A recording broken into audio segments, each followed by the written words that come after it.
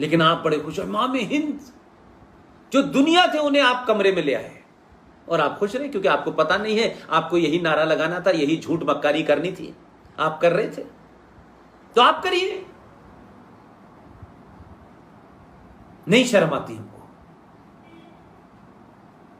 हमारा घर बचा रहे, बस हम बचे रहें, हमारा काम होता रहे, बस खत्म किस्सा। मारा जाए पड़ोसी, हमको क्या फर्क पड़ता है। जब दिन हमारे पास आएगा, मामला हमारे ऊपर खतरा आएगा, तब हम देखेंगे, तब हम कंप्रोमाइज कर लेंगे, तब वो शहाबुद्दीन भाई हो जाएंगे हमारे यहां, फिर कुछ दिन बाद वो जीजा जी हो जाएंगे। तो क्या हो गया? ठीक है, जीवन में ऐसी था, ऐसी सभ्यताएं मिट जाती हैं, ऐसी सभ्यताएं दिखाई नहीं देती। आज आपके हजारों की एक अलग पहचान है, सारी साइंस है, लेकिन आपको ताजमहल देखने जाना है, एक कब्र को देखने जाना है, तो कब्रिस्तान चले जाया करिए फिर कब्रों को देखने के लिए।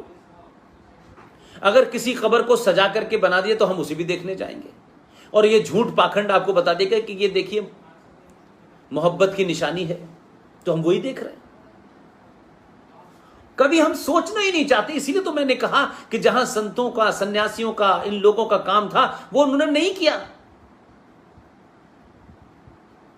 इसलिए आज पूरे देश में colonel RS Singh, GD Bakshi, Sushil Pandit, Lalit Ambardar, professor Kapil Kumar, ये 10-15 लोगों की हमारी टीम क्यों काम कर रही है।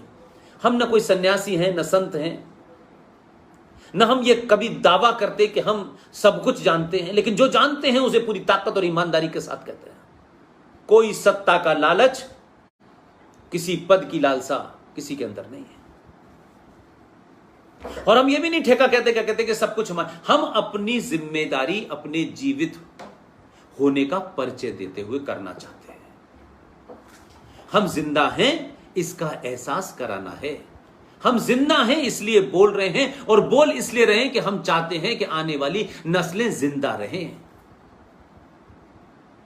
80 करोड़ और 100 करोड़ की गिनती जिनकी होती है वो दुनिया पर राज करते हैं। मात्र 6 करोड़ 25 लाख की आबादी है इंग्लैंड की।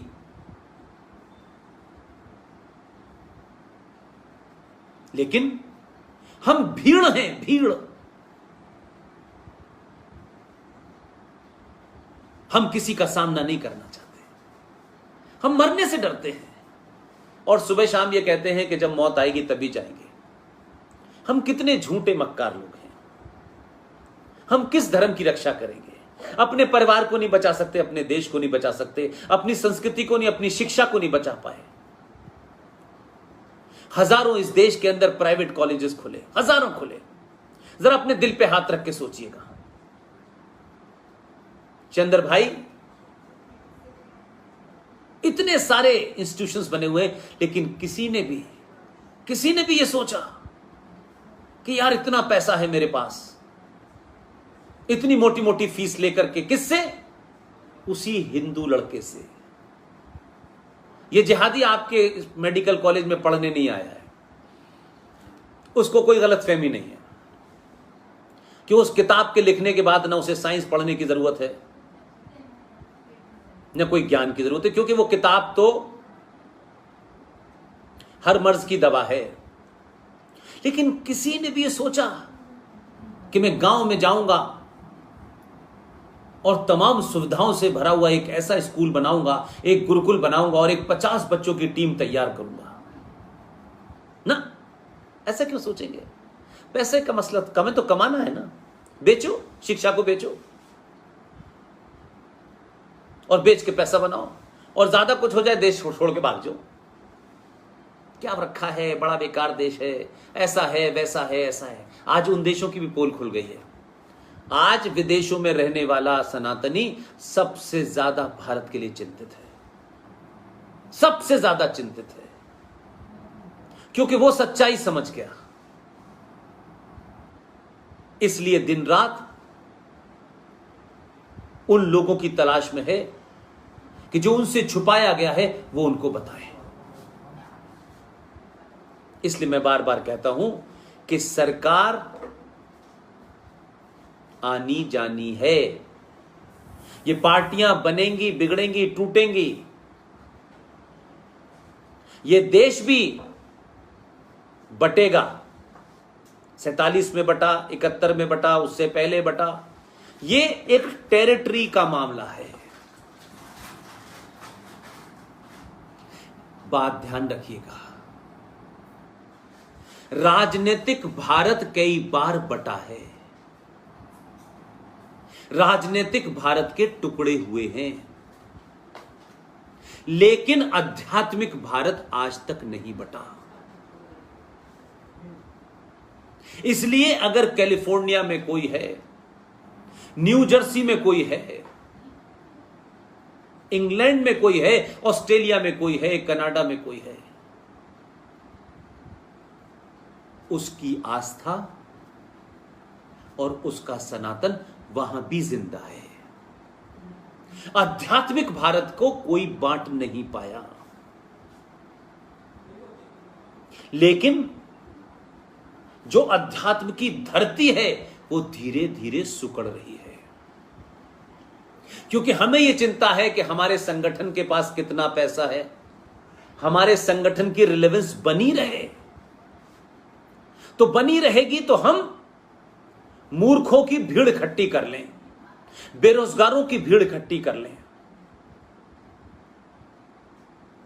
और हम कभी उन्हें सशक्त न बनाएं। हम बने रहें 150 लोग, बस, बाकी को हमें क्या जरूरत है। वो मर जाए तो वो जाने, उनकी हत्या कोई कर दे तो हमें क्या लेना देना। हम उनकी हत्या का वर्णन करके अपने आप को महान बताएंगे। इसलिए अब कुछ बचने वाला नहीं है। 2014 में सत्ता का परिवर्तन हुआ है, और यह इसलिए हुआ है कि पहली बार सनातनियों ने ब्राह्मण, ठाकुर, बनिया, यादव, दलित, ये वो, इससे ऊपर उठने की कोशिश की है। लेकिन कुछ फोर्सेस लगी हैं इसी काम के अंदर, इसी एजेंडे में लगी हुई है।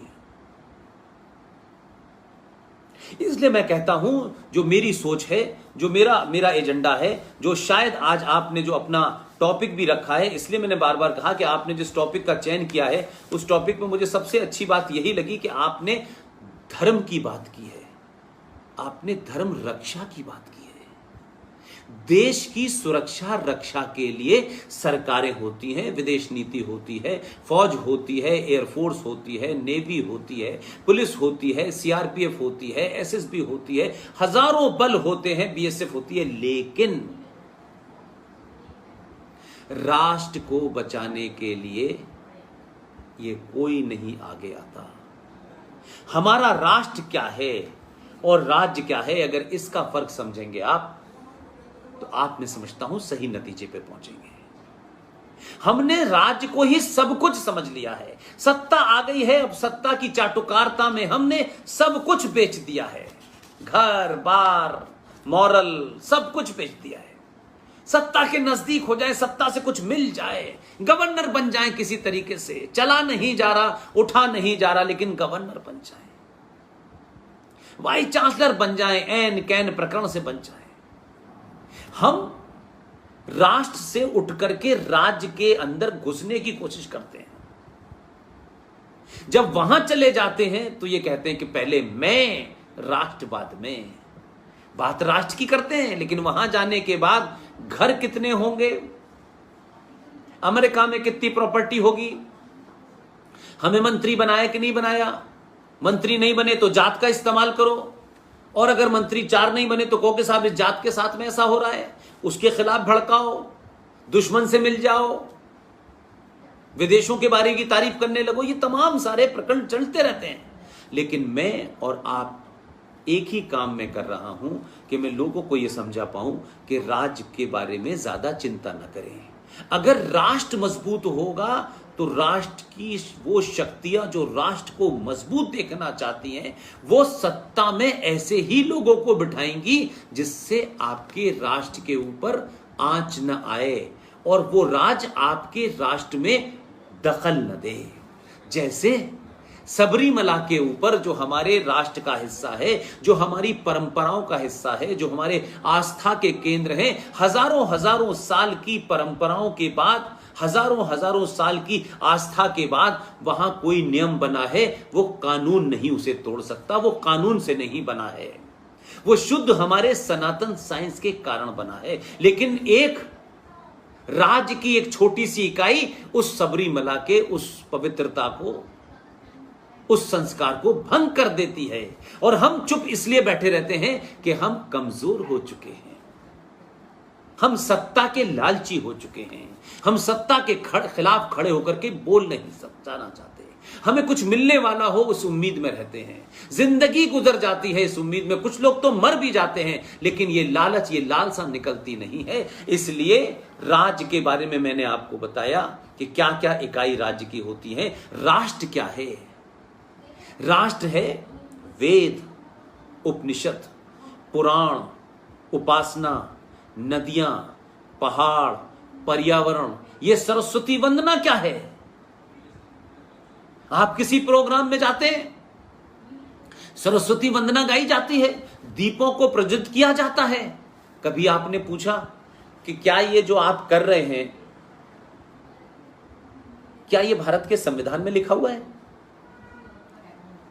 ये कानून है क्या कि आप लेकिन सरस्वती वंदना इस राष्ट्र की आस्था का मामला है, इसलिए राज उसमें नहीं घुस सकता। ये दीपों का जलाना, ये दीपों को प्रज्वलित करना भी आस्था का विषय है। कहीं कानून में नहीं लिखा है कि इसे नहीं करेंगे तो ये नहीं माना जाएगा। जो लिखा है वो अलग है कि राष्ट्रगान पे खड़े होना है, राष्ट्रगीत पे खड़े होना है। लेकिन उसके अलावा जो कुछ हो रहा है वो मेरी और आपकी हजारों साल पुरानी आस्था और परंपरा है। ये मंदिर मेरे आस्था के केंद्र हैं, मेरे संस्कृति के केंद्र हैं, मेरे सरोकारों के केंद्र हैं। इसे किसी सरकार के कानून के पालन से कोई मतलब नहीं है। हां, सरकार ये नियम बना दे अगर कि इन मंदिरों में पूजा का कोई ऐसा समय रखें जिससे कि समाज के अंदर जो सुचारू व्यवस्था है उसमें दखल ना हो, तो समझ में आता है। लेकिन दही हांडी की लंबाई कितनी होगी ये देश की पुलिस और देश की कोर्ट तय नहीं करेगी। सबरीमला में जेंडर जस्टिस नहीं तय करेगा, और जब ही तय करेगा जब कुछ लोग कोर्ट जाएंगे। तो राष्ट्र कमजोर होता है तो राज्य के पास जाता है, राज्य उसको अपनी सुविधा के अनुसार उसका शोषण करता है, एक्सप्लॉइट करता है, अपने नफे नुकसान को देख करके उस पर निर्णय देता है। इसलिए आप व्रत क्या कोई कानून के तहत रखते हैं? सूर्य की पूजा कानून के तहत करते हैं? हमारे परिवार में किसी की मृत्यु हो जाए तो क्या संविधान में लिखा है कि इनको जलाना चाहिए, कैसे जलाना चाहिए, किस तरह जलाना चाहिए? ये लिखा हुआ है। ये आपके जीवन के हिस्से हैं। इसीलिए सनातन का ये मंदिरों का कंसेप्ट भी 8वीं 9वीं सदी के बाद का है। सनातन माने साइंस, सनातन माने पृथ्वी, आकाश, जल, वायु, अग्नि। ये 5 हैं बस, इसके अलावा दुनिया में कुछ नहीं है। लेकिन क्योंकि मनुष्य हमेशा एक सिंबल ढूंढता है, इसलिए इन चीजों को सीधे तौर पे कैसे उससे जोड़ा जाए, इसलिए हमने सूर्य नमस्कार करना सीखा कि सूरज को नमस्कार करना चाहिए ताकि हमें उससे एनर्जी मिले। बिना एनर्जी के संसार मुमकिन नहीं है। इसलिए हमने नदियों का नाम सरस्वती रखा, पार्वती रखा, ताकि हम सिंबॉलिकली उस नदी की पूजा करें। पूजा करने का कतई अर्थ नहीं है कि नदी की पूजा करने से आप करोड़पति हो जाएंगे। नदी की पूजा करने का सिर्फ इतना ही मकसद है कि उस शुद्ध पानी को और शुद्ध रखना है, अशुद्ध नहीं होना, उसे पॉल्यूटेड नहीं होने देना, उसे गंदा नहीं, क्योंकि वो ही पानी, वो ही जल आपका जीवन है। इस पृथ्वी के अंदर हमें ऐसी चीजें नहीं डालना जिससे ये हमें जीवित रहने के लिए अलग अलग समय पे एक ही मिट्टी में अलग अलग सब्जियां, अलग अलग फल, अलग अलग हमें अनाज देती है। ये सब जीवन है और ये प्रकृति का हिस्सा है। इन्हीं से मिलकर प्रकृति बनी है, इसी से मिलकर ब्रह्मांड बना है और ब्रह्मांड की शुरुआत से ही सनातन है। सनातन अनंत है। न सनातन की कोई डेट पैदा होने की है, न सनातन के मरने की कोई डेट है। जब तक ये सृष्टि है तब तक सनातन है। बाकी मजहब हैं। सनातन धर्म है, बाकी सब मजहब हैं। मजहब पैदा होते हैं तो जो पैदा होता है, ये सृष्टि का नियम है, वो मरता भी है। इसलिए आपने जब झूठ बोला सारे धर्म बराबर हैं, इसलिए बराबर नहीं है कि धर्म सिर्फ एक है, बाकी मजहब हैं। मजहब की किताब होगी, मजहब का कोई पैगंबर होगा, मजहब में ये करना है, ये नहीं करना है।